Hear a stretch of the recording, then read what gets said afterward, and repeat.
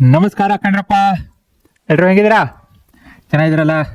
Quadratic ಇಕ್ವೇಷನ್ಸು, word problems ನೋಡಿದ ತಕ್ಷಣ ಕೆಲವೊಂದು ತಲೆ ತಿನ್ನತ್ತಲ್ವಾ? ಏನು ಕಷ್ಟ ಇಲ್ಲ. ಇದು ನಮಗೆ ಎಲ್ಲೆಲ್ಲೋ ಬರೀ ಮ್ಯಾಥ್ಸಲ್ಲಿ ಓದ್ತೀವಿ ಅಂತಲ್ಲ, ಸೊ ರಿಯಲ್ ಲೈಫಲ್ಲೂ ಬರುತ್ತೆ. ಕೆಲವೊಂದ್ಸರಿ ನಮಗೆ ಗೊತ್ತಾಗಲ್ಲ. ಬರೀ ಕ್ವಾಡ್ರಾಟಿಕ್ ಇಕ್ವೇಷನ್ನ ಅಲ್ಲ, ನಿಮಗೆ ಪೇರ್ ಆಫ್ ಲೀನಿಯರ್ ಇಕ್ವೇಷನ್ಸ್ ಬರುತ್ತೆ. 1 ವೇರಿಯಬಲ್ ಆಗಿರ್ಬೋದು, 2 ವೇರಿಯಬಲ್ಸ್ ಆಗಿರ್ಬೋದು, AP, ನೆಕ್ಸ್ಟು ಟ್ರಿಗ್ನೋಮೆಟ್ರಿ.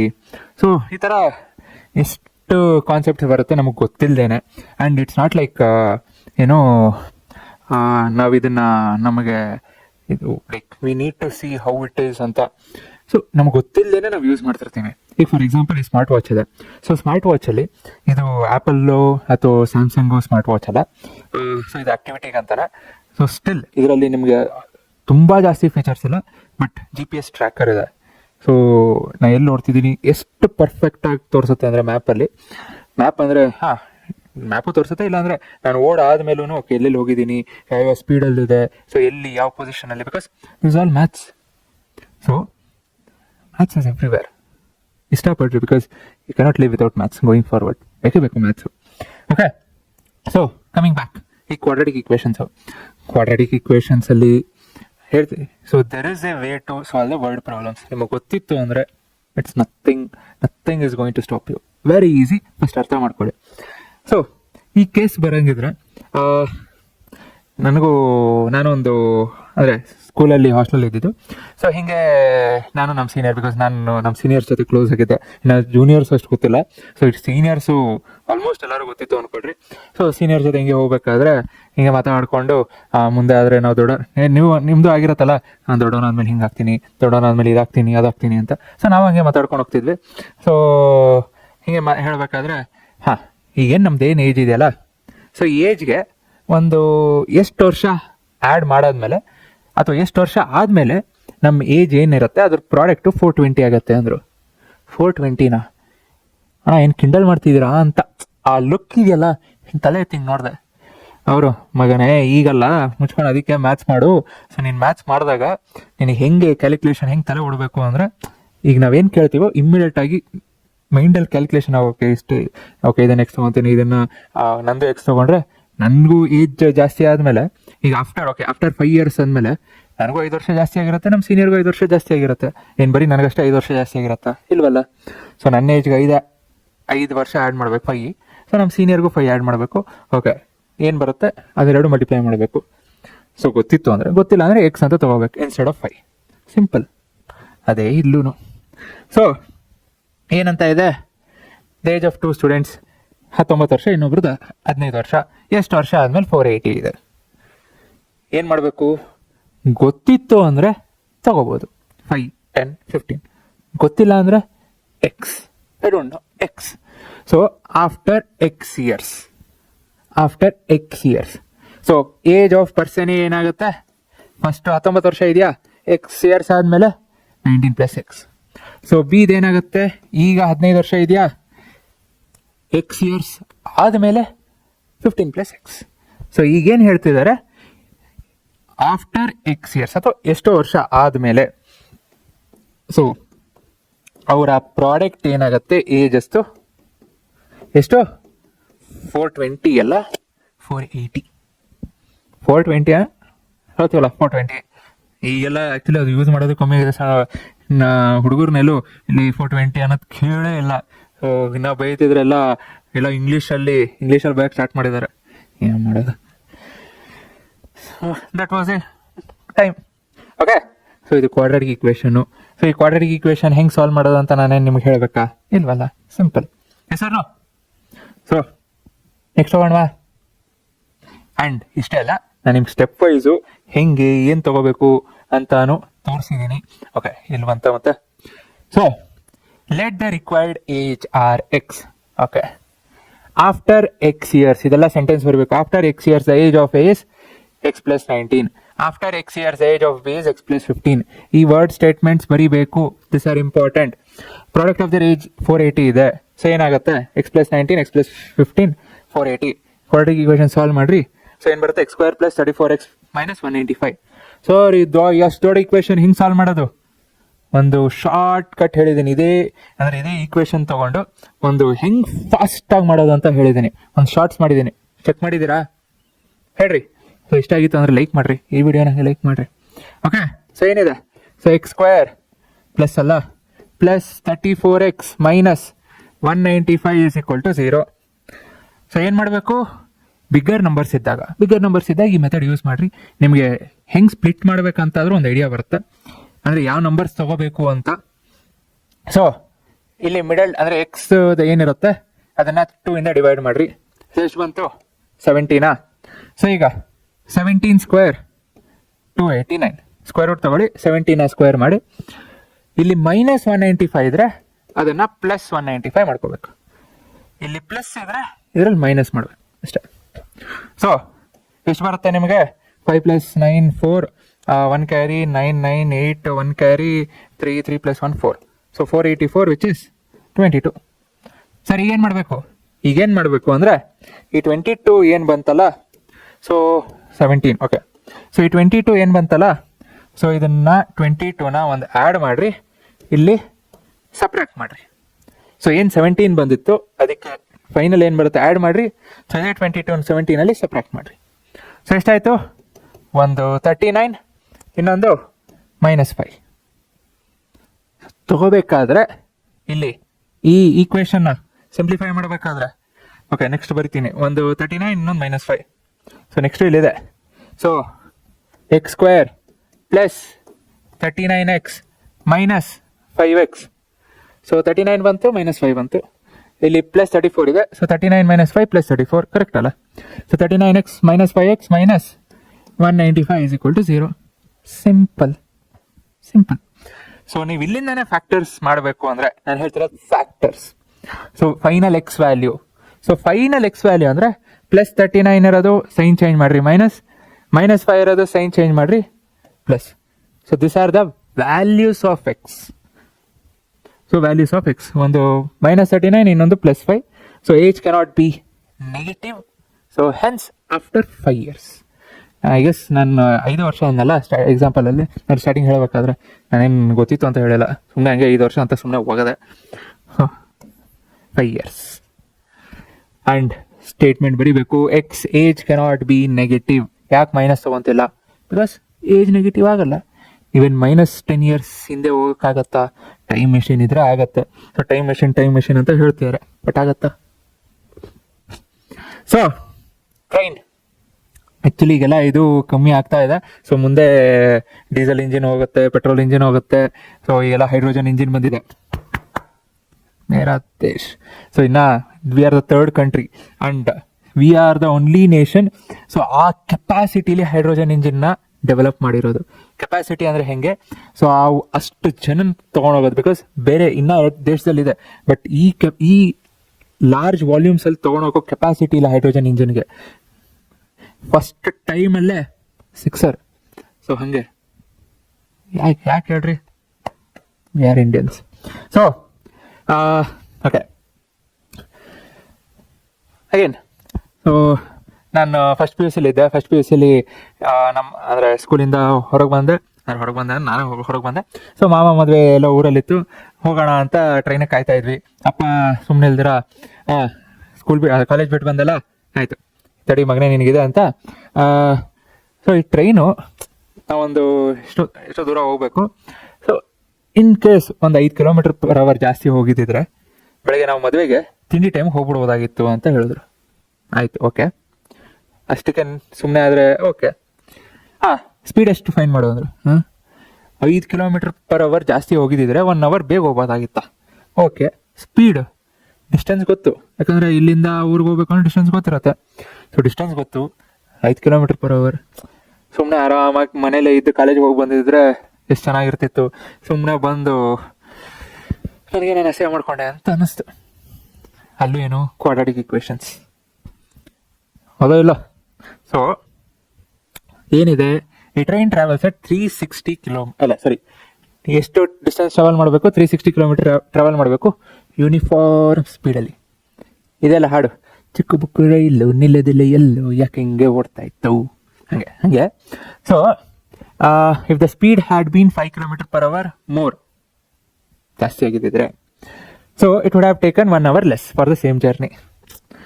ಆಬ್ವಿಯಸ್ಲಿ ಗೊತ್ತಿರೋದೆ, ಸ್ಪೀಡ್ ಜಾಸ್ತಿ ಆದ್ರೆ ಟೈಮ್ ಕಮ್ಮಿ ಆಗುತ್ತೆ. ಎಸ್. ಸೊ ಇಲ್ಲಿ ಇಷ್ಟಕ್ಕೇನಿಲ್ಲತ್ತಾ ಇಲ್ಲ, ಫಿಸಿಕ್ಸ್ಗೂ ಲಿಂಕ್ ಇದೆ.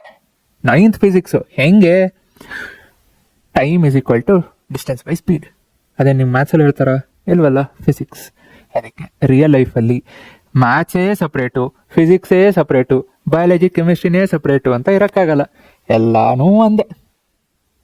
ಸೊ ಎಲ್ಲ ಒಂದಕ್ಕೊಂದು ಲಿಂಕ್ ಇದೆ. So that is how life, that is what science, that is what maths. So this is the beauty of science and maths. Love it and enjoy, live with it. Okay. So ಏನಿದೆ distance. So distance ಎಷ್ಟು? Distance ಕ್ಯಾ ಹೇ? 360. Okay. Speed ಕ್ಯಾ ಹೇ? ಸ್ಪೀಡ್ನ x ಅಂತ ತಗೊಳ್ರಿ, x kilometre per hour. So x kilometre per hour speed ಹೇ. Okay. So ಈಗ distance ಗೊತ್ತು, speed ಗೊತ್ತು. ಸೊ ಟೈಮ್, ನಮಗಿಲ್ಲಿ 2 ಟೈಮ್ ಇದೆ. ಒಂದು ಫಾಸ್ಟ್ ಆಗೋದಾಗ, ಇನ್ನೊಂದು ಸ್ಲೋ ಆಗೋದಾಗ. ಹೌದಾ ಇಲ್ಲ? ಸೊ 2 ಬೇರೆ ಬೇರೆ ತಗೊಳ್ಳಿ, ಅಂದರೆ ಎಷ್ಟು ಈಸಿ ಮಾಡ್ಕೋಬೋದು ಅಂತ ನೋಡ್ರಿ.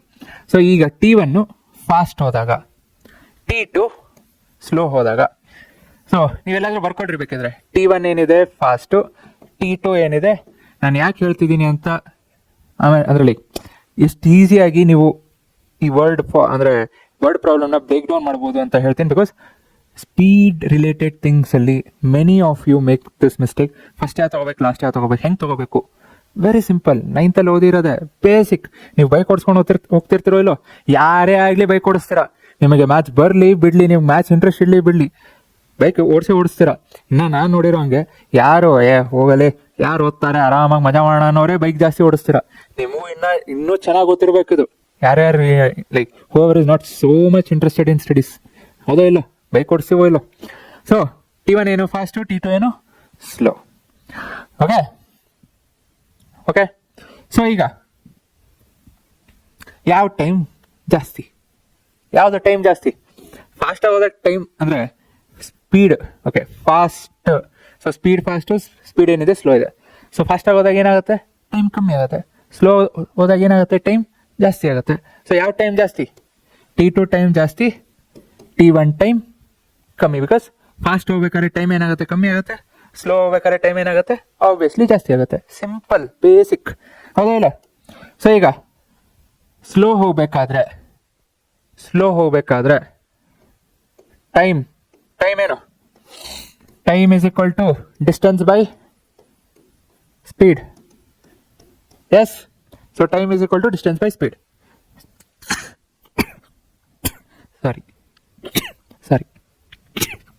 ಸಾರಿ. ಸೊ ಟೈಮ್, ಡಿಸ್ಟೆನ್ಸ್ ಸೇಮ್ ಇದೆ. ಸ್ಪೀಡ್ ಏನಂತ ತಗೊಂಡ್ವಿ? X kilometre per hour. ನಾರ್ಮಲಾಗಿ ಹೋಗ್ಬೇಕಾದ್ರೆ, ಸ್ಲೋ ನಾರ್ಮಲಾಗಿ ಹೋಗ್ಬೇಕಾದ್ರೆ. ಸೊ ಈಗ ಟೈಮ್ T1 ಏನಾಗುತ್ತೆ? ಫಾಸ್ಟಾಗಿ ಹೋಗ್ಬೇಕಾದ್ರೆ. Distance same.